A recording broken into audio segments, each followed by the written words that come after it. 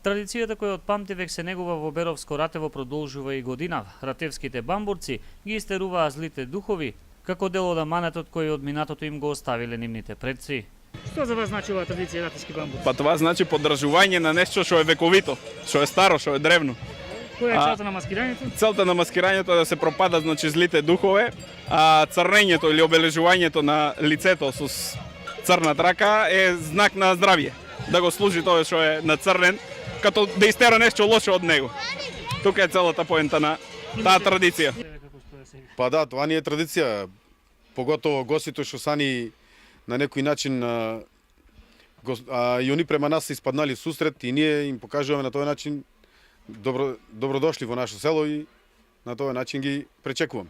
Денешниот карневал Ратевски бамбурци воедно беше и 10-ти јубилеен, откако стана дел од европското карневалско семејство. Ратевскиот карневал оваа година има пријавено околу 20 групни маски и 20 поединечни маски. Вкупна бројка на учесници како луѓе, вкупно е 300 луѓе.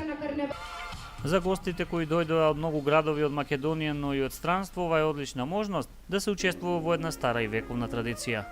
Добри домаќини се, оваа година имаме посебно учество тука. Учествуваме на овој карнавал, имаме повеќе години идено тука.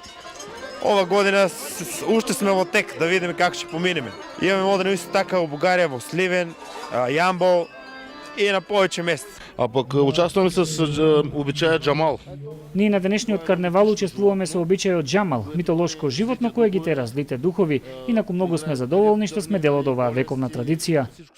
Инаку организатор на Ратевските бамбурци 2017 беше Сдруженијето на граѓани Ратевски бамбурци.